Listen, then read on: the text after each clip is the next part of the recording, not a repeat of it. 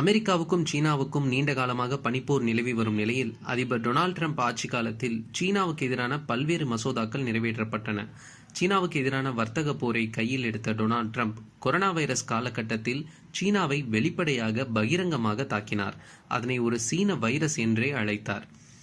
இந்த நிலையில் நடைபெற்று முடிந்த அமெரிக்க அதிபர் தேர்தலில் டெமோக்ராட்டிக் கட்சியைச் சேர்ந்த ஜோ பைடன் வெற்றி பெற்றுள்ளார். துணை அதிபராக கமலா ஹாரிஸ் தேர்வாகியுள்ளார். இவர்கள் இருவரும் இம்மாதம் பதவியேற்க உள்ளனர்.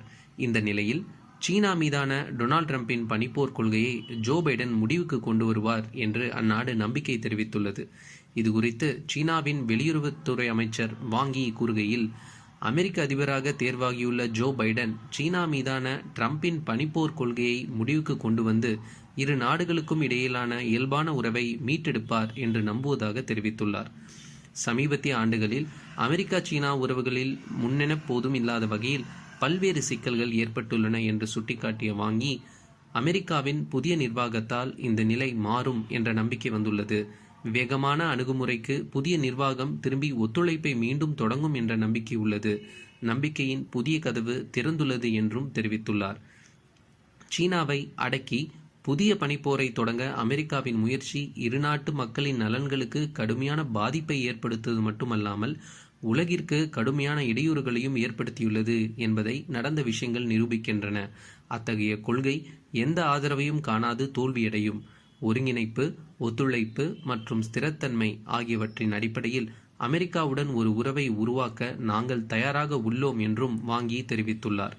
முன்னதாக ஜோ பைடன் உள்நாட்டு பிரச்சினைகளை தீர்க்க முடியவில்லை என்றால் ராஜதந்திர ரீதியில் சீனாவுக்கு எதிராக ஏதாவது செய்வார்.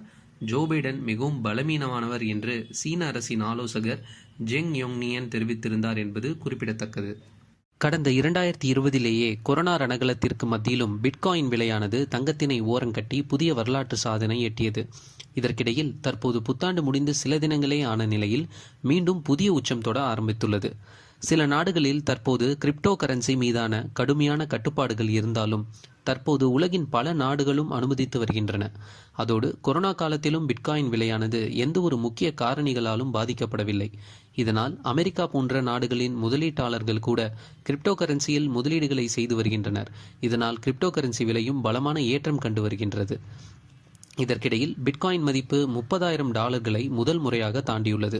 இது கடந்த சனிக்கிழமை அன்று 30,800 ரூபாயினை தொட்டுள்ளது. இது மிகப்பெரிய முதலீட்டாளர்களிடையே அதிகரித்து வரும் ஆர்வத்தின் மத்தியில் இதன் விலையானது அபரிதமாக அதிகரித்து கொண்டே வருகிறது. கடந்த 2020ஆம் ஆண்டில் இந்த டிஜிட்டல் கரன்சியானது கிட்டத்தட்ட 4 மடங்கு அதிகரித்துள்ளது. இதே கடந்த ஆண்டு டிசம்பர் 16 அன்று கூட இது $20,000 இருக்கிறது.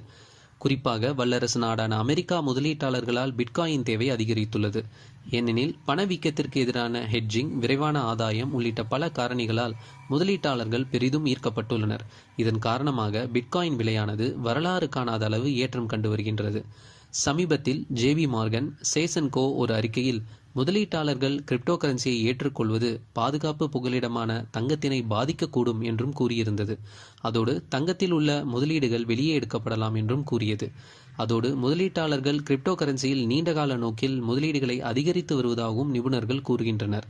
இதனால் தங்கத்தின் முதலீடுகள் குறைந்து பிட்காயினில் அதிகரிக்கலாம் என்று எதிர்பார்க்கப்படுகிறது. கலிபோர்னியாவின் லாஸ் ஏஞ்சலஸ் பகுதியில் உள்ள மைக்கேல் ஜாக்சனின் நெவர்லாண்ட் ரான்ச் வீடு தற்போது தொழிலதிபர் ரான் புர்கில் என்ற ஒரு புதிய உரிமையாளருக்கு சொந்தமானது.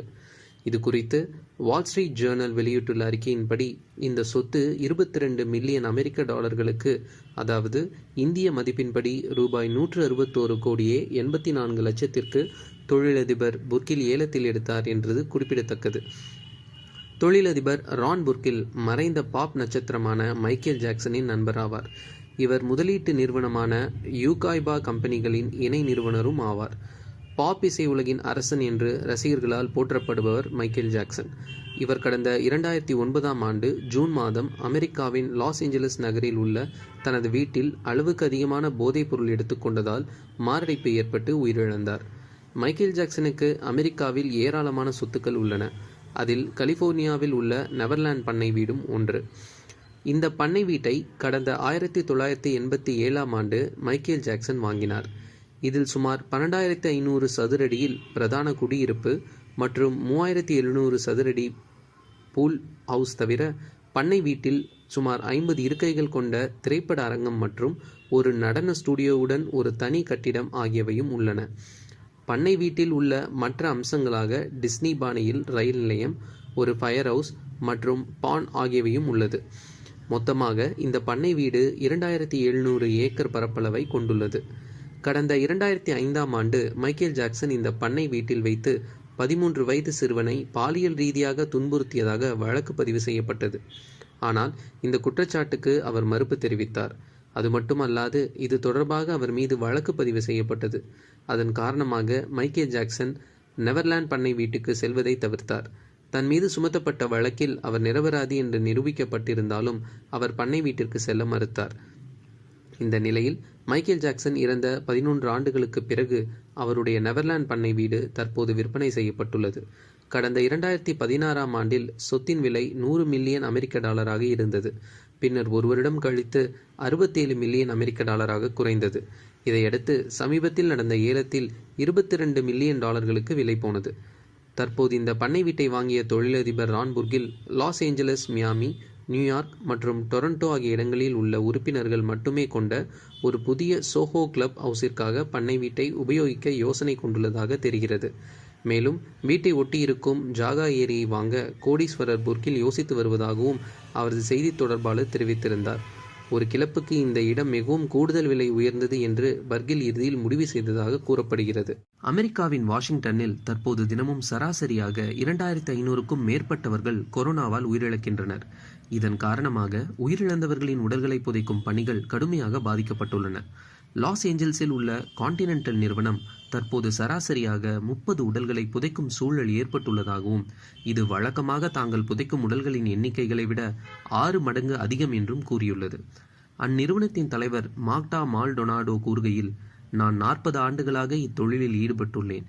புதைக்க இடமில்லை என்று கூறி உயிரிழந்தவரின் குடும்பத்திடமே உடல்களை திருப்பி அளிக்க வேண்டிய சூழல் ஏற்படும் என்று இதுவரை நான் நினைத்துக்கூட பார்த்ததில்லை என்று கூறினார். மேலும் அருகில் இருக்கும் மற்ற நிறுவனங்களிடம் உடல்களை ஒப்படைக்கலாம் என்று கேட்டால் அவர்களிடமும் இடமில்லை என்பதே பதிலாக வருவதாக அவர் தெரிவித்தார். இதனால் கலிபோர்னியா மாகாணம் முழுவதுமே உயிரிழந்தவர்களின் உடல்களை எரிக்கும் அல்லது புதைக்கும் நடைமுறைகளில் தாமதம் ஏற்பட்டுள்ளதாகவும் அவர் குறிப்பிட்டார். வழக்கமாக உயிரிழப்பவர்களின் உடல்கள் 2 நாட்களுக்குள் புதைக்கப்படும். ஆனால் தற்போது 1 வாரத்திற்கும் மேலாவதாக கலிபோர்னியா மாகாண இறுதிச் சடங்கு நிறுவனத்தின் இயக்குனர் கூறியுள்ளார். மாகாணத்தில் இருக்கும் அனைத்து நிறுவனங்களும் தங்களால் முடிந்தவரை வேகமாக செயல்படுகின்றன. இருப்பினும் உயிரிழப்பு விகிதம் மிக அதிகமாக இருப்பதால் அதற்கு ஈடு கொடுக்க முடியவில்லை என்றார். அமெரிக்காவில் கடந்த 24 மணி நேரத்தில் மட்டும் 2.14 லட்சம் பேருக்கு புதிதாக கொரோனா பாதிப்பு உறுதி செய்யப்பட்டுள்ளது. இதன் மூலம் நாடு முழுவதும் கொரோனாவால் பாதிக்கப்பட்டவர்களின் எண்ணிக்கை 2.06 கோடியாக உயர்ந்துள்ளது என்பது கூடுதல் செய்தி. நாட்டின் மிகவும் விருப்பமான கல்வி மையமாக ஒடிசாவை உயர்த்துவதற்கான கொள்கை விதிகளில் அரசு உறுதி பூண்டுள்ளதாக மாநில முதல்வர் நவீன் பட்நாயக் பேசினார். பிரதமர் நரேந்திர மோடியின் ஆதரவோடு ஒடிசாவில் மேலும் மத்திய நிறுவனங்கள் வந்து மாநிலத்தின் வளர்ச்சி பாதையை துரிதப்படுத்தும் என்றும் அவர் தெரிவித்தார். ஒடிசாவில் உள்ள சம்பல்பூரில் IIM எனப்படும் இந்திய மேலாண்மை நிறுவனத்துக்கு நிரந்தர கட்டடம் கட்ட பிரதமர் நரேந்திர மோடி வீடியோ கான்ஃபரன்ஸ் வழியாக நேற்று அடிக்கல் நாட்டினார். இந்த விழாவில் ஒடிசா முதல்வர் நவீன் பட்நாயக் பேசியதாவது, ஒடிசா மாநிலத்தில் பல தேசிய நிறுவனங்களை அமைத்த மத்திய அரசுக்கு நன்றி. பிரதமர் நரேந்திர மோடியின் ஆதரவோடு ஒடிசாவில் மேலும் மேலும் மத்திய நிறுவனங்கள் வந்து மாநிலத்தின் வளர்ச்சி பாதையை துரிதப்படுத்தும் என்று நான் நம்புகிறேன். நாட்டின் மிகவும் விருப்பமான கல்வி மையமாக மாநிலத்தை உயர்த்துவதற்கான கொள்கை விதிகளில் தனது அரசு உறுதி பூண்டுள்ளது. 5 ஆண்டுகளில் ITM கல்வி நிறுவனங்களின் படிநிலைக்கு அதன் சாதகமான தாக்கத்தை ஏற்படுத்த முடிந்தது. இது பண்டைய காலங்களிலிருந்து கல்வி சிறப்பை கொண்ட ஒரு பாரம்பரியத்தை கொண்டுள்ளது.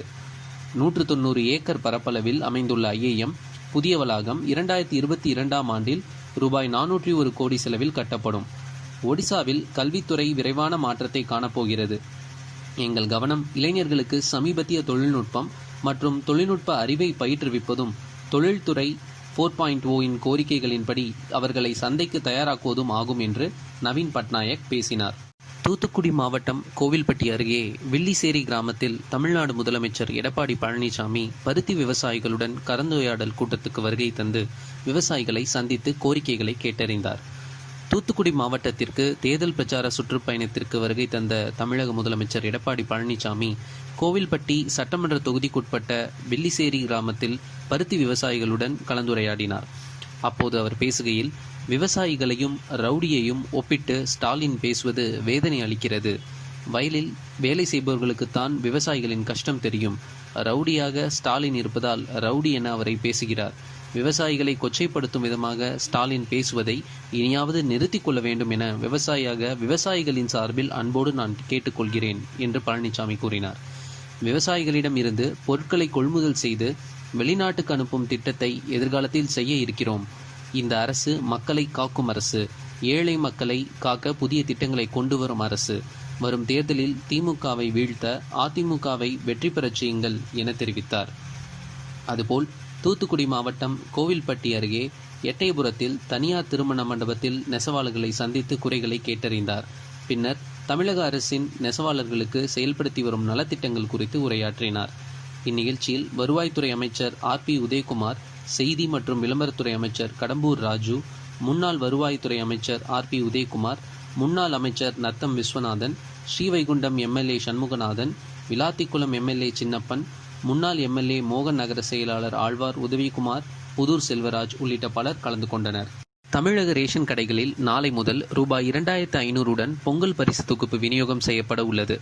தமிழர்களின் பாரம்பரிய பண்டிகையான பொங்கல் பண்டிகையை கொண்டாட தமிழக அரசு சார்பில் இந்த ஆண்டு அரிசி குடும்ப அட்டைதாரர்களுக்கு 2500 ரூபாய் ரொக்கம், முழு கரும்பு, பச்சரிசி, சர்க்கரை, திராட்சை, முந்திரி, ஏலம் உள்ளிட்ட பொங்கல் பொருட்கள் வழங்கப்படும் என தமிழக முதலமைச்சர் எடப்பாடி பழனிசாமி அறிவித்துள்ளார். அதன்படி ஜனவரி 4ஆம் தேதி நாளை முதல் தமிழகம் முழுவதும் அனைத்து ரேஷன் கடைகளில் பொங்கல் பொருட்கள் விநியோகம் செய்யப்பட உள்ளது. சத்தியமங்கலம் சுற்றுவட்டார பகுதிகளில் உள்ள ரேஷன் கடைகளில் பொதுமக்களுக்கு பொங்கல் பரிசு வழங்குவதற்கு தேவையான கரும்புகள் தயார் நிலையில் வைக்கப்பட்டுள்ளது. மேலும் ரேஷன் கடைகளில் திராட்சை, முந்திரி, ஏலம் உள்ளிட்ட பொருட்கள் பேக்கிங் செய்யும் பணி தீவிரமாக நடைபெற்று வருகிறது. ரூபாய் 2500 ரொக்கம் வழங்கும் விவகாரம் ஏற்கனவே சர்ச்சையானது. சட்டசபை தேர்தல் நேரத்தில் ஆளும் கட்சி பிரமுகர்களே இந்த உதவித்தொகையை வழங்குவது போல டோக்கன் அடித்து விநியோகித்தது நீதிமன்றம் வரை சென்றது குறிப்பிடத்தக்கது. மேற்கு தொடர்ச்சி மலையின் முக்கியத்துவம் கருதியும் தமிழ்நாடு போராடி பெற்ற முல்லை பெரியாறு அணையின் மீதான உரிமை கருதியும் தமிழக அரசு நியூட்ரினோ திட்டத்திற்கு அனுமதி வழங்கக்கூடாது என்று மதிமுக பொதுச் செயலாளர் வைகோ வலியுறுத்தியுள்ளார். அதன் தொடர்பாக வைகோ வெளியிட்டுள்ள அறிக்கையில் கூறியதாவது, தமிழக கேரள எல்லையில் அமைந்திருக்கும் மதிகெட்டான் சோலை வனப்பகுதியை கேரள அரசு கடந்த 2003ஆம் ஆண்டு தேசிய பூங்காவாக அறிவித்தது. சூழல் முக்கியத்துவம் வாய்ந்த இந்த தேசிய பூங்காவின் கிழக்கு எல்லையானது தமிழக கேரள எல்லையாகவும் உள்ளது. தற்போது இந்த பூங்காவை மேலும் பாதுகாக்கும் நோக்கத்தில் சூழல் முக்கியத்துவம் வாய்ந்த பகுதியாக அறிவிக்க கோரி கேரள அரசு அளித்த விண்ணப்பத்தை ஏற்று மத்திய சுற்றுச்சூழல் துறை பூங்காவின் கிழக்கு எல்லையை தவிர்த்து 1 கிலோமீட்டர் தொலைவிற்கான மற்ற பகுதிகள் அனைத்தையும் சூழல் முக்கியத்துவம் வாய்ந்த பகுதியாக அறிவித்துள்ளது. இது தேனி மாவட்டம் பொட்டிபுரம் அம்ரப்பர் மலையில் அமைய உள்ள நியூட்ரினோ திட்டத்திற்காக பெற வேண்டிய அனுமதிகளை எளிதில் பெறுவதற்கான முயற்சியாக அமைந்துள்ளது. இது வன்மையான கண்டனத்துக்கு உரியது. இத்திட்டத்திற்கான சுற்றுச்சூழல் அனுமதியை வெறும் கட்டுமானத்திற்கான அனுமதி பெறும் B வகை பிரிவில் பெற்றதற்கு எதிராக தொடரப்பட்ட வழக்கில் 2017ஆம் ஆண்டு தென்மண்டல தேசிய பசுமை தீர்ப்பாயம் அளித்த தீர்ப்பில் சூழல் முக்கியத்துவம் வாய்ந்த மதிகெட்டான் சோலை தேசிய பூங்காவில் இருந்து நியூட்ரினோ திட்டம் அமைய உள்ள இடம் 4.9 கிலோமீட்டர் தொலைவில் இருப்பதால் இத்திட்டத்தை சுற்றுச்சூழல் தாக்க மதிப்பீட்டு அறிக்கை A பிரிவில் தான் வர வேண்டும் என்று கூறி சுற்றுச்சூழல் அனுமதியை தென்மண்டல தேசிய பசுமை தீர்ப்பாயம் ரத்து செய்திருந்தது.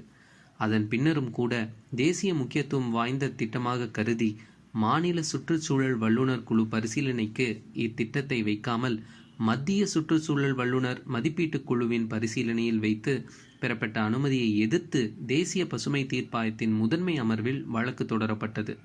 இத்திட்டத்திற்கு தேசிய வன உயிர் வாரிய அனுமதி அவசியம் என 2018ஆம் ஆண்டு வழக்கில் தீர்ப்பு வழங்கப்பட்டது. ஆனால் தற்போது சூழல் முக்கியத்துவம் வாய்ந்த பகுதியாக அறிவிக்கப்பட்ட மதிகெட்டான் சோலையிலிருந்து 4.9 கிலோமீட்டர் தொலைவில் அமைய இருக்கும் இத்திட்டத்திற்கு தேசிய வன உயிர் வாரிய அனுமதி அவசியம். ஆனால் டாடா அறிவியல் ஆராய்ச்சி மையம் இந்த அனுமதியை பெறாமலேயே திட்டத்தை தொடங்குவதற்கான முயற்சிகளில் ஈடுபட்டு வருகிறது. இது முற்றிலும் தவறான செயலாகும். கேரள அரசு தனது மாநில எல்லையில் இருக்கும் ஒரு தேசிய பூங்காவை அதன் சுற்றுச்சூழல் நலன் கருதி பாதுகாக்க முயற்சி செய்கையில் அந்த தேசிய பூங்காவின் அனைத்து எல்லைகளை பாதுகாப்பதுதான் நியாயமான முடிவாக இருக்கும்.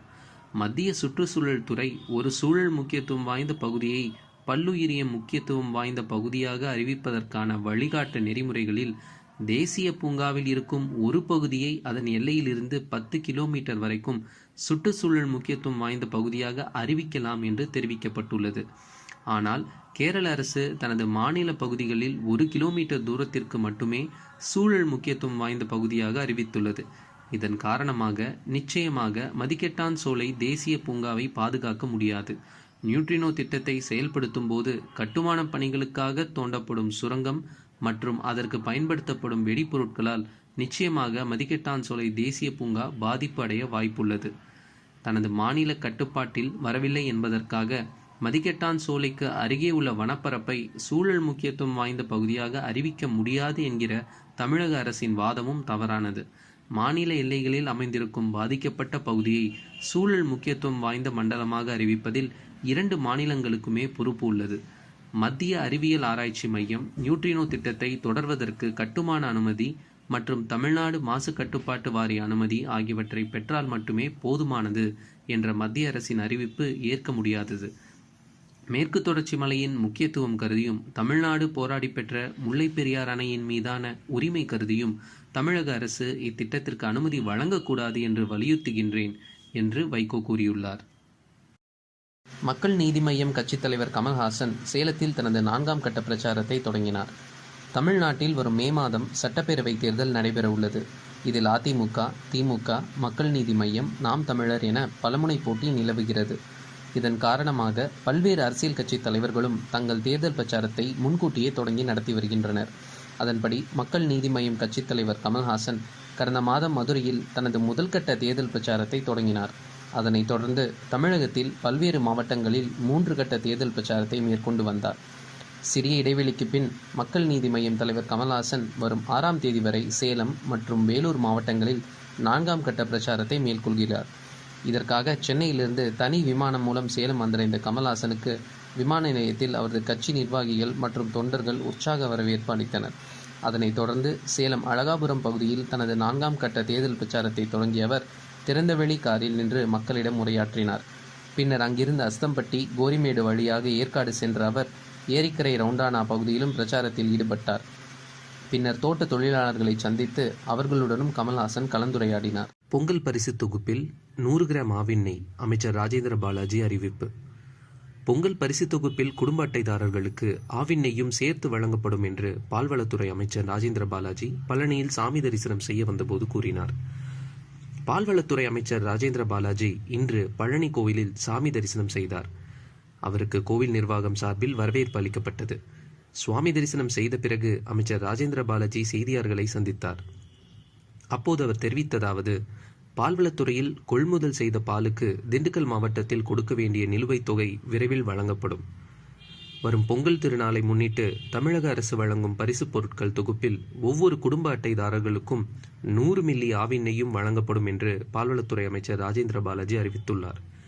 மேலும் அவர் கூறுகையில், அதிமுக கூட்டணியில் இடம்பெறக்கூடிய கட்சிகள் எடப்பாடி பழனிசாமியை ஏற்றுக்கொண்டாதான் அங்கம் வகிக்க முடியும் என்றும் தெரிவித்தார். அதேபோன்று பழனி முருகன் நவபாஷான சிலையை செய்த சித்தர் போகரை 5200 ஆண்டுகள் ஆன பிறகும் மறக்காமல் வழிபடுவது போல் ஏழை எளிய மக்களுக்காகவே வாழ்ந்த தலைவர் எம்ஜிஆரை மறக்காமல் அரசியலுக்கு வரும் அனைவரும் எம்ஜிஆர் ஆட்சி அமைப்போம் என்றுதான் சொல்வார்களே தவிர கருணாநிதி ஆட்சி அமைக்கிறோம் என்று சொல்ல மாட்டார்கள் என்றும் கூறினார். மேலும் நடிகர் ரஜினிகாந்த் போல வெளிப்படைத்தன்மை உள்ள நல்ல மனிதர் யாரும் இல்லை. அவரது உடல்நிலை மற்றும் குடும்ப சூழலை கருத்தில் கொண்டு அவர் அரசியலில் இருந்து விலகுவதாக எடுத்த முடிவை மனதார ஏற்கிறேன் என்று கூறினார். ரஜினிகாந்த் சகல சௌபாக்கியங்களும் பெற்று நீண்ட நாள் வாழ வேண்டும் என்றும் அவர் தெரிவித்தார்.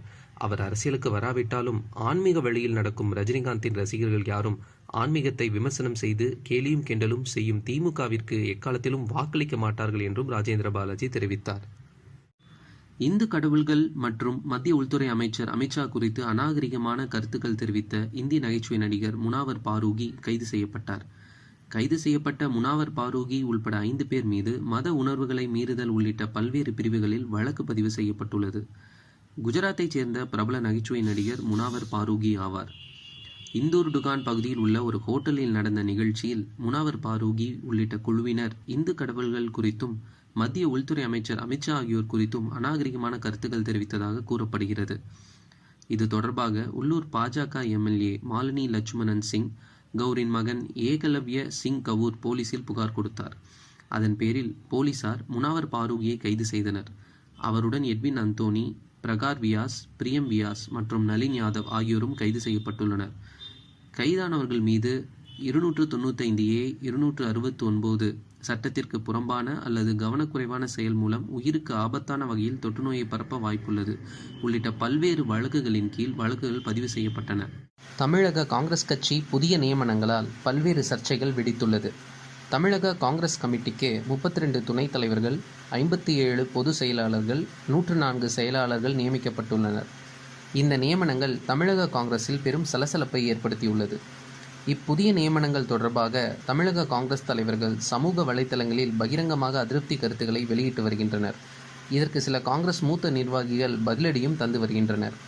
இந்த நியமனம் தொடர்பாக லோக்சபா எம்பி கார்த்தி சிதம்பரம் தமது ட்விட்டர் பதிவில், இவ்வளவு பெரிய கமிட்டியால் எந்த பயனும் இல்லை. 32 துணைத் தலைவர்கள், 57 பொதுச் செயலாளர்கள், 104 செயலாளர்கள் என நியமிக்கப்பட்ட யாருக்கும் எந்த அதிகாரமும் இருக்காது. அதிகாரம் இல்லாததால் யாருக்கும் பொறுப்பு என்பது இருக்காது என பதிவிட்டிருந்தார். இதற்கு பதில் தந்துள்ள காங்கிரஸ் மூத்த தலைவர் கோபண்ணா, சிவகங்கை மாவட்ட காங்கிரஸ் கமிட்டியில் 12 துணைத் தலைவர்கள், 16 பொதுச் செயலாளர்கள், 30 செயலாளர்கள், 25 இணை செயலாளர்கள் என நியமனம் செய்யப்பட்டிருக்கிற போது தமிழ்நாடு காங்கிரஸ் நிர்வாகிகள் எண்ணிக்கை குறித்து பேசுவதற்கு என்ன உரிமை இருக்கிறது? ஊருக்கு உபதேசம் தமக்கில்லையோ என பகிரங்கமாக மோதியுள்ளார். தங்கம் விலை வீழ்ச்சி காணுமா?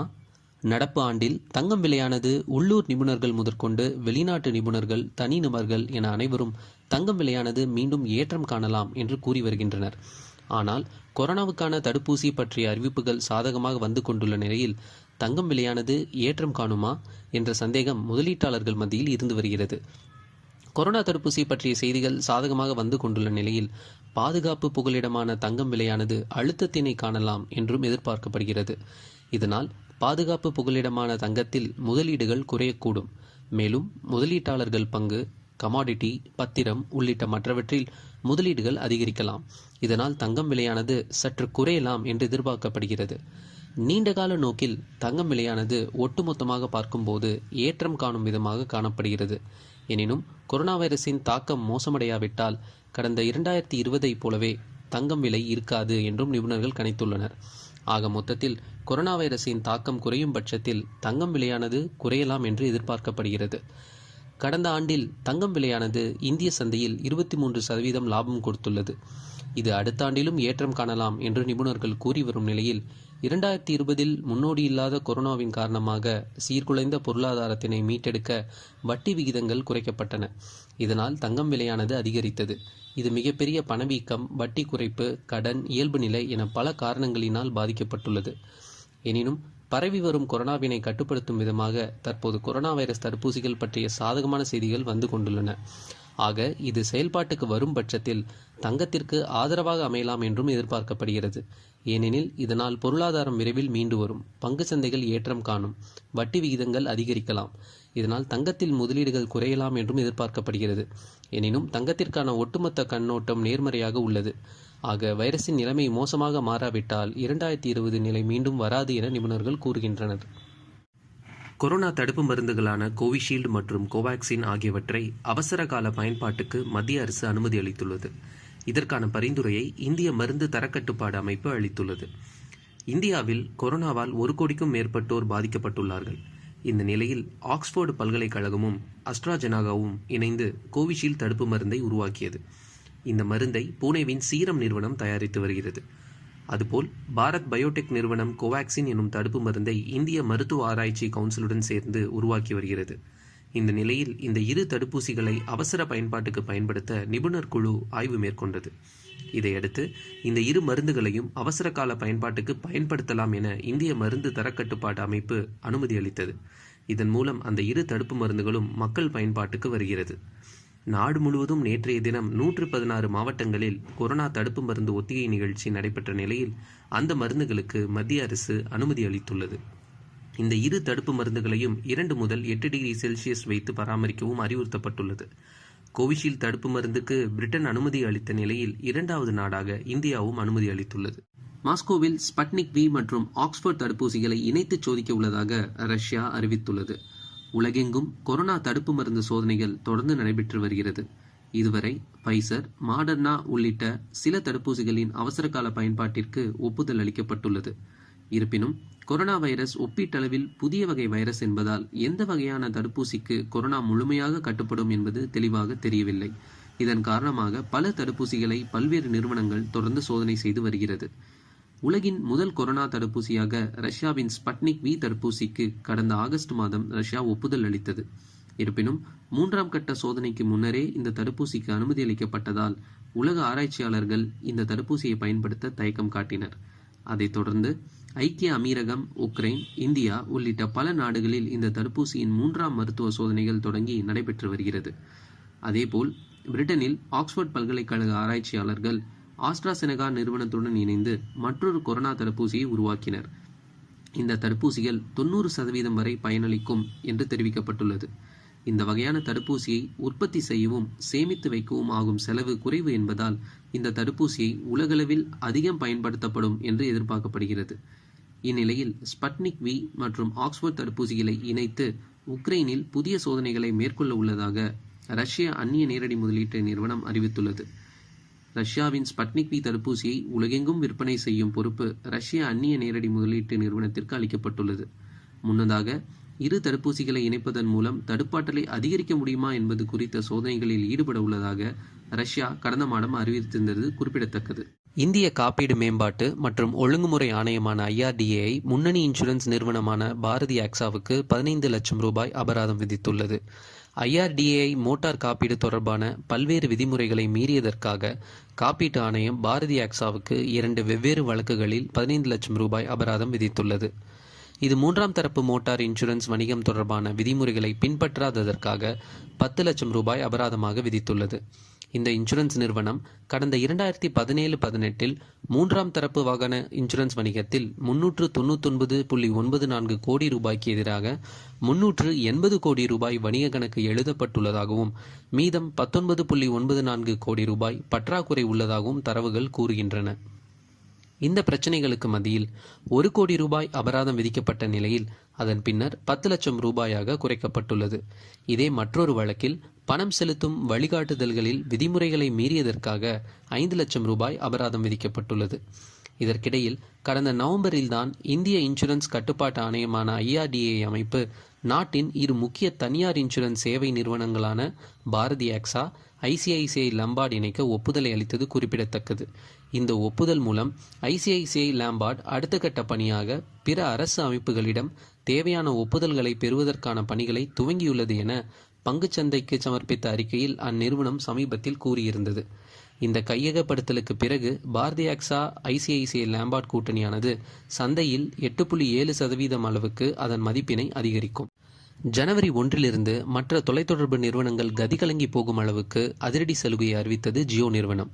ரிலையன்ஸ் ஜியோவின் வருகைக்கு பின்னர் மற்ற தொலைத்தொடர்பு நிறுவனங்கள் அடுத்து என்ன சலுகையை கொடுக்கலாம் என்று யோசனை செய்து வருகின்றன. இந்த நிலையில் யாரும் எதிர்பாராத வகையில் ஜியோவில் மீண்டும் இலவச வாய்ஸ் கால் சேவையை கொண்டு வந்துள்ளது. இந்தியா முழுவதும் சிறந்த 4G சேவையை வழங்கி வரும் ஜியோ நிறுவனம் ஏற்கனவே குறைந்த கட்டணத்தில் தனது சேவைகளை வழங்கி வருகின்றது. உண்மையில் ஜியோவின் வருகைக்கு பின்னர் டேட்டா கட்டணங்கள் கணிசமான அளவு குறைந்துள்ளது. இந்த நிலையில் வாடிக்கையாளர்களை அதிருப்திக்கு உள்ளாக்கும் வகையில் IUC கட்டணத்தினை கொண்டு வந்தது. இந்த நிலையில் புத்தாண்டு முதல் வாடிக்கையாளர்களை குஷிப்படுத்தும் விதமாக IUC கட்டணத்தினை ரத்து செய்தது ஜியோ. இதனால் இனி அனைத்து நெட்வொர்க்குகளுக்கும் இலவசமாகவே அழைப்புகளை மேற்கொள்ள முடியும் என்பது குறிப்பிடத்தக்கது. இதற்கிடையில் சில ரீசார்ஜ் திட்டங்களையும் ஜியோ மாற்றியமைத்துள்ளது. அதில் ஜியோவின் இந்த இலவச சேவையை பெற முடியும். தற்போது ஜியோவின் 149, 129 ரூபாய், 199 ரூபாய் மற்றும் 555 ரூபாய் திட்டங்கள் மூலம் இலவச கால் சேவைகளை பெற முடியும். இதில் 129 திட்டத்தில் 2GB டேட்டாவினை வழங்குகிறது. இதில் அன்லிமிட்டெட் வாய்ஸ் கால்களையும் பெற முடியும். இது அதிக டேட்டா வேண்டாம் எனும் வாடிக்கையாளர்களுக்கு இந்த கால் சேவை பெரும் பயனுள்ளதாக இருக்கும். இதே 149 ரூபாய் திட்டத்தில் தினசரி 1GB டேட்டா வழங்குகிறது. இதன் வேலிடிட்டி 24 நாட்கள் ஆகும். இந்த திட்டத்தில் 100 இலவச SMS சலுகையும் உண்டு. இது தவிர ஜியோ ஆப்களுக்கான இலவச சந்தாவையும் வழங்குகிறது. அதிக டேட்டா வேண்டாம் ஆனால் கால் சேவை வேண்டும் என்பவர்களுக்கு இந்த திட்டம் போதுமானதாக இருக்கும். தமிழகம் முழுவதும் கொரோனா கட்டுப்பாடுகளுடன் கடந்த ஆண்டு நடைபெற வேண்டிய டிஎன்பிஎஸ்சி குரூப் 1 தேர்வு இன்று காலை 10 மணிக்கு தொடங்கி நடைபெற்று வருகிறது. தமிழகத்தில் துணை ஆட்சியர், டிஎஸ்பி காலி பணியிடங்களுக்கு டிஎன்பிஎஸ்சி குரூப் 1 தேர்வு கடந்த ஆண்டு நடைபெற இருந்தது. ஆனால் கொரோனா பரவல் காரணமாக இந்த தேர்வு ரத்து செய்யப்பட்டது. இந்த நிலையில் தமிழகம் முழுவதும் இன்று குரூப் 1 தமிழக குடிமைப் பணி தேர்வுகள் குரூப் 1 காலை 10 மணிக்கு தொடங்கியது. துணை ஆட்சியர், ஆர்டிஓ, டிஎஸ்பி, ஊரக வளர்ச்சி உதவி இயக்குனர், கூட்டுறவு சங்கங்களின் துணை பதிவாளர், வணிக வரி உதவி ஆணையர், மாவட்ட தீயணைப்பு அலுவலர் என 66 காலி பணியிடங்களுக்கு 2.67 லட்சம் பேர் தேர்வு எழுதுகின்றனர். தமிழகம் முழுவதும் 856 மையங்களில் இந்த தேர்வு நடைபெற்று வருகிறது. இன்று காலை முதலே தேர்வு மையங்களுக்கு தேர்வர்கள் வரத் தொடங்கினர். அவர்கள் அனைவருக்கும் கொரோனா பரிசோதனை நடத்தப்பட்ட பின்னரே தேர்வு மையங்களுக்குள் அனுமதிக்கப்பட்டனர். கேரளாவில் காசர்கோடு அருகே பேருந்து நிலை தடுமாறி சாலையோர வீட்டின் மீது பாய்ந்ததில் 3 குழந்தைகள் உட்பட 7 பேர் உயிரிழந்தனர். இந்த விபத்தில் இறந்தவர்களுக்கு இரங்கல் தெரிவித்த மாநில முதல்வர் பினராயி விஜயன் காயமடைந்தவர்களுக்கு தேவையான உதவிகளை செய்யும்படி அதிகாரிகளுக்கு உத்தரவிட்டார். கர்நாடக மாநிலம் கல்லியாவில் இருந்து கேரள மாநிலம் காசர்கோடு மாவட்டம் பனத்தூர் நோக்கி தனியார் பேருந்து வந்து கொண்டிருந்தது. இந்த பேருந்தில் திருமண கோஷ்டியினர் 65 பேர் இருந்தனர். இன்று மதியம் 12:30 மணியளவில் காசர்கோடு மாவட்டம் பரியாரம் என்ற இடத்தில் பந்தூர் சுலேயா நெடுஞ்சாலையில் வந்தபோது திடீரென நிலை தடுமாறிய பேருந்து சாலையோரம் இருந்த வீட்டின் மீது பாய்ந்தது. இந்த கொடூர விபத்தில் 3 குழந்தைகள் உட்பட 7 பேர் சம்பவ இடத்திலேயே பரிதாபமாக உயிரிழந்தனர். மேலும் பலர் படுகாயமடைந்தனர். இது குறித்து தகவல் அறிந்ததும் போலீசார், மீட்பு படையினர் விரைந்து சென்று காயமடைந்தவர்களை மீட்டு சிகிச்சைக்காக அரசு மருத்துவமனைக்கு அனுப்பி வைத்தனர். பேருந்து விழுந்ததில் அந்த வீடும் பலத்த சேதமடைந்தது. நல்ல வேளையாக விபத்து நடந்தபோது வீட்டில் யாரும் இல்லாததால் பெரும் உயிர் சேதம் தவிர்க்கப்பட்டது. இந்த விபத்தில் இறந்தவர்களுக்கு இரங்கல் தெரிவித்த மாநில முதல்வர் பினராயி விஜயன் காயமடைந்தவர்களுக்கு தேவையான உதவிகளை செய்யும்படி அதிகாரிகளுக்கு உத்தரவிட்டுள்ளார். சிஎஸ்கே அணியின் கேப்டன் தோனி விளைவித்த பயிர்களை வாங்கிக் கொள்ள அபுதாபி விருப்பம் தெரிவித்துள்ளது. இந்திய கிரிக்கெட் அணியின் முன்னாள் வீரர் தோனி கிரிக்கெட் மட்டுமின்றி வேறு பல விஷயங்களிலும் ஆர்வம் காட்டக்கூடியவர். பைக் ஓட்டுவது, ஹெலிகாப்டர் ஓட்டுவது, பாராகிளைடிங், இராணுவ பயிற்சி என்று பல விஷயங்களில் தோனி ஆர்வம் காட்டக்கூடியவர். அதிலும் இந்திய இராணுவத்திலும் தோனி மிகுந்த ஆர்வம் கொண்டவர் என்பதால் இந்திய இராணுவத்தின் பாராகிளைடிங் பிரிவில் இவர் முறையான பயிற்சி பெற்றார். இராணுவம் போலவே இன்னொரு பக்கம் விவசாயத்திலும் தோனி ஆர்வம் கொண்டவர். தனது பண்டை வீட்டில் விவசாயம் செய்ய வேண்டும் என்பதற்காகவே நிலம் வாங்கி வைத்திருக்கிறார். பல ஏக்கர் நிலத்தில் நெல் மற்றும் கோதுமை பயிரிட்டு வருகிறார். இயற்கை விவசாய முறைப்படி இவர் விவசாயம் செய்து வருகிறார் என கூறப்படுகிறது. கடந்த சில வருடங்களாக இவர் விளைவித்த பயிர்களை ஜார்க்கண்டில் உள்ளூரில் விற்பனை செய்து வந்திருக்கிறார். இவரின் பயிர்களுக்கு கிடைத்த வரவேற்பை முன்னிட்டு தற்போது ஜார்க்கண்ட் அரசு இவருக்கு ஆதரவளித்துள்ளது. ஆம், இவரின் பயிர்களை வாங்கிக் கொள்ள அபுதாபியில் உள்ள சிலர் விருப்பம் தெரிவித்துள்ளனர். துபாய் அரசின் விருப்பத்தின் பெயரில் இவரின் பயிர்களை வாங்கிக் கொள்ள சிலர் விருப்பம் தெரிவித்துள்ளனர். இதனை முன்னிட்டு தோனி விளைவித்த பயிர்களை துபாய்க்கு ஏற்றுமதி செய்ய ஜார்க்கண்ட் மாநில அரசு உதவி செய்யும் என்று தெரிவித்துள்ளது. இந்த பயிர்கள் துபாயில் பெரிய வரவேற்பு கிடைத்துள்ளது. இதை ஏற்றுமதி செய்வதற்கான பணிகளை மேற்கொண்டு வருகிறோம் என்று ஜார்க்கண்ட் அரசு தெரிவித்துள்ளது. நெல், கோதுமை மட்டுமின்றி தோனி தனது தோட்டத்தில் ஸ்ட்ராபெரி, முட்டைக்கோஸ், தக்காளி, பிராக்கோலி, பப்பாளி, மாம்பழம், கொய்யா உள்ளிட்ட காய்களையும் விளைவித்து வருகிறார். கோவாவில் நடைபெற்ற Mumbai city FC, Kerala blasters FC அணிகள் இடையேயான லீக் போட்டியில் மும்பை அணி அசத்தலாக வெற்றி பெற்றது. கேரளா பிளாஸ்டர்ஸ் அணி துவக்கம் முதலே சொதப்பலாக ஆடி போட்டியில் மோசமாக தோல்வியடைந்தது. கேரளா அணி 3வது நிமிடத்திலேயே முதல் கோலை விட்டுக் கொடுத்தது. மும்பை சிட்டி அணியின் ஆடம் லே போன்றே முதல் கோலை அடித்தார். அடுத்து 11வது நிமிடத்தில் மும்பை அணியின் ஹியூகோ ஃபோமஸ் 2வது கோலை அடித்தார். அதன்பின் மும்பை சிட்டி அணி கேரளா அணியை கோல் அடிக்க விடாமல் பார்த்து கொண்டது. கடைசி 20 நிமிடங்கள் மீதமிருக்கும் போது மும்பை அணிக்கு மீண்டும் ஒரு கோல் வாய்ப்பு கிடைத்தது. எனினும் அதில் அந்த அணியால் கோல் அடிக்க முடியவில்லை. ஆட்ட நேர முடிவில் அனைவரும் எதிர்பார்த்தது போலவே கேரளா அணியை ஒரு கோல் கூட அடிக்க விடாமல் செய்து மும்பை சிட்டி 2-0 என்ற கோல் கணக்கில் வெற்றி பெற்றது. இந்த போட்டியின் வெற்றியை அடுத்து மும்பை சிட்டி எஃப்சி அணி 8 போட்டிகளில் 6 வெற்றிகளை பெற்று 19 புள்ளிகளுடன் புள்ளிப்பட்டியலில் முதலிடத்தை பிடித்துள்ளது. ஏடிகே மோகன் பகான் அணி 8 போட்டிகளில் 5 வெற்றி பெற்று 17 புள்ளிகளுடன் 2ஆம் இடத்தில் உள்ளது. படுதோல்வி அடைந்த கேரளா பிளாஸ்டர்ஸ் அணி தொடர்ந்து 6 புள்ளிகளுடன் 9ஆம் இடத்தில் நீடித்து வருகிறது. கிட்டத்தட்ட பாதி சீசன் முடிவடைந்த நிலையில் கேரளா பிளாஸ்டர்ஸ் அணி முதல் 4 இடத்தை பிடித்து பிளே ஆஃப் சுற்றுக்கு முன்னேறுவது கடினம் என்றே கூறப்படுகிறது. ஆஸ்திரேலியாவிற்கு சென்றிருக்கும் ரோஹித் சர்மா உட்பட 5 இந்திய வீரர்களை ஆஸ்திரேலிய கிரிக்கெட் நிர்வாகம் திடீரென தனிமைப்படுத்தியது ஏன் என்ற விவரங்கள் வெளியாகியுள்ளது. இவர்கள் உணவு சாப்பிட்ட ஹோட்டலில் என்ன நடந்தது என்ற விவரமும் வெளியாகியுள்ளது. இந்தியா ஆஸ்திரேலியா இடையிலான 3வது டெஸ்ட் போட்டி இன்னும் சில நாட்களில் நடக்க உள்ளது. 2 அணிகளுக்கு இடையிலான டெஸ்ட் போட்டிக்காக தற்போது வீரர்கள் தீவிரமாக தயாராகி வருகிறார்கள். இப்படிப்பட்ட நிலையில் ஆஸ்திரேலியாவில் ஹோட்டல் ஒன்றில் உணவு உட்கொண்ட ரோஹித் சர்மா உட்பட 5 முக்கிய வீரர்கள் தனிமைப்படுத்தப்பட்டுள்ளனர். அதன்படி ரோஹித் சர்மா, சுப்மன் கில், பண்ட், பிருத்வி ஷா, சைனி ஆகியோர் உணவு உட்கொள்ள சென்றுள்ளனர். சிட்னியில் இருக்கும் பிரபல உணவகம்தான் இது. இங்கு இந்தியர்கள் அதிகமாக வந்து உணவு உட்கொள்வது வழக்கம். இங்குதான் ரோஹித் உட்பட 5 வீரர்களும் சென்றுள்ளனர். இந்த நிலையில் இவர்கள் ஹோட்டலில் உணவு உட்கொள்ளும் போது அங்கு வந்த இந்திய ரசிகர் நவல்தீப் சிங் இவர்கள் உணவு உட்கொள்வதை புகைப்படம் எடுத்து வெளியிட்டார். அதோடு இவர்கள் உணவு உட்கொள்வதை வீடியோ எடுத்தும் வெளியிட்டார். இவர்களின் உணவிற்கு நவல்தீப் சிங் தான் பில் கட்டியிருக்கிறார். அதோடு இல்லாமல் இதை குறித்து ட்வீட் செய்து நவல்தீப் சிங் தான் அவர்களை சந்தித்தேன், பண்ட் என்னை கட்டிப்பிடித்தார் என்று குறிப்பிட்டிருந்தார். இவர் செய்த இந்த ட்வீட் தான் இப்போது வைரலாகி உள்ளது. விதிப்படி இந்திய வீரர்கள் ஹோட்டலை விட்டு வெளியே சென்று சாப்பிடக்கூடாது. இன்னொரு பக்கம் ரசிகர்களை தொடக்கூடாது. கொரோனா காலம் என்பதால் வீரர்கள் பயோ பபுளில் வைக்கப்பட்டு உள்ளனர். ஆனால் ரோஹித் சர்மா உட்பட 5 வீரர்களும் இந்த விதியை மீறி உள்ளனர். இதன் காரணமாக தற்போது இவர்கள் தனிமைப்படுத்தப்பட்டுள்ளனர். 5 வீரர்களையும் தற்போது ஆஸ்திரேலிய நிர்வாகம் தனி அறையில் இருக்கும்படி கூறியுள்ளது. தனியாக பயிற்சி மேற்கொள்ளும்படி உத்தரவிட்டுள்ளது. இந்த நிலையில் இந்த 5 வீரர்களை நான் கட்டிப்பிடிக்கவில்லை, பில் மட்டுமே கட்டினேன் என்று நவல்தீப் சிங் குறிப்பிட்டுள்ளார். இந்த 5 இந்திய வீரர்களும் அடுத்த போட்டியில் இந்திய அணிக்காக ஆட அனுமதிக்கப்படுவார்களா என்று கேள்வி எழுந்துள்ளது. 21ஆம் நூற்றாண்டின் சிறந்த கிரிக்கெட் வீரருக்கான 50 வீரர்கள் பட்டியலில் கேப்டன் விராட் கோலி 2வது இடத்தை பிடித்துள்ளார். டெய்லி டெலிகிராப் மேற்கொண்ட இந்த தேர்வு பட்டியலில் பொதுமக்களும் வாக்களித்து வீரர்கள் தேர்வில் இடம்பெற்றனர். இந்த பட்டியலில் முதல் 10 இடங்களில் முன்னாள் வீரர் சச்சின் டெண்டுல்கரும் 21வது இடத்தில் முன்னாள் கேப்டன் MS தோனியும் இடம்பெற்றுள்ளனர். சர்வதேச அளவில் ICC மேற்கொண்ட 10 ஆண்டுகளுக்கான சிறந்த வீரர் அணி உள்ளிட்ட தேர்வில் இந்திய வீரர்கள் விராட் கோலி, MS தோனி உள்ளிட்டவர்கள் அதிக அளவில் இடம்பெற்றிருந்தனர். சர்வதேச அளவில் கிரிக்கெட்டில் இந்திய வீரர்களின் திறன் இதன் மூலம் வெளிப்பட்டது. இந்நிலையில் 21ஆம் நூற்றாண்டின் மிகச்சிறந்த 50 கிரிக்கெட் வீரர்கள் பட்டியலை தற்போது டெய்லி டெலிகிராம் வெளியிட்டுள்ளது.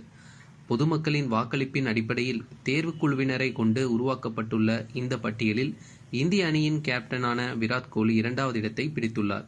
முதலிடத்தை முன்னாள் ஆஸ்திரேலிய கேப்டன் ஆடம் கில்கிறிஸ்ட் பிடித்துள்ளார். இந்த பட்டியலில் விராட் கோலி தவிர்த்து முதல் 10 இடங்களில் முன்னாள் வீரர் சச்சின் டெண்டுல்கரும் இடம்பெற்றுள்ளார். அவர் பெற்றுள்ள இடம் 9. ஆஸ்திரேலிய முன்னாள் வீரரும் தற்போதைய கோச்சுமான ரிக்கி பாண்டிங் 3வது இடத்தையும், தென்னாப்பிரிக்காவின் முன்னாள் வீரர் ஜாக்வஸ் காலிஸ் 4வது இடத்தையும் பிடித்துள்ளனர். 5வது இடத்தில் இலங்கையின் முன்னாள் வீரர் முத்தையா முரளிதரன் இடம்பெற்றுள்ளார். 21ஆம் நூற்றாண்டில் சர்வதேச அளவில் ரசிகர்களின் மனதில் தங்களின் சிறப்பான ஆட்டத்தால் நீங்காத இடம்பெற்றுள்ள வீரர்களின் இந்த 50 பேர் கொண்ட பட்டியலில் 17வது இடத்தை ராகுல் டிராவிடும், 21வது இடத்தை முன்னாள் இந்திய கேப்டன் MS தோனியும் பெற்றுள்ளனர். தற்போது டெஸ்ட் போட்டிகளில் முதலிடத்தை பிடித்துள்ள நியூசிலாந்து கேப்டன் கேன் வில்லியம்சன் இந்த பட்டியலில் 20வது இடத்தில் உள்ளார். மேற்கிந்திய தீவுகளின் கிறிஸ் கெயில் 34வது இடத்தை பிடித்துள்ளார். இதனிடையே முன்னாள் இந்திய வீரர் VVS லக்ஷ்மன் 28வது இடத்தை பிடித்துள்ளார்.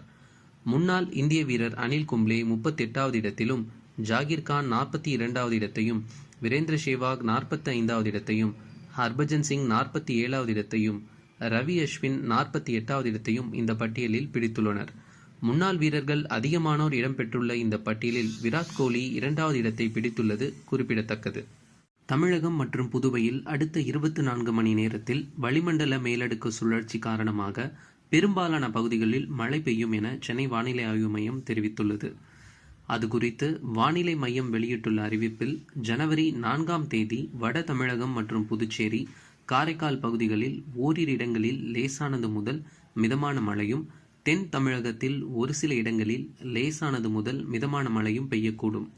ஜனவரி 5ஆம் தேதி தமிழகம் மற்றும் புதுவை, காரைக்கால் பகுதிகளில் பெரும்பாலான இடங்களில் இடிமின்னலுடன் கூடிய லேசானது முதல் மிதமான மழையும், கடலூர், மயிலாடுதுறை, நாகப்பட்டினம், தஞ்சாவூர், திருவாரூர் மற்றும் புதுவை, காரைக்கால் பகுதிகளில் ஓரிரு இடங்களில் இடிமின்னலுடன் கூடிய கனமழையும் பெய்யக்கூடும்.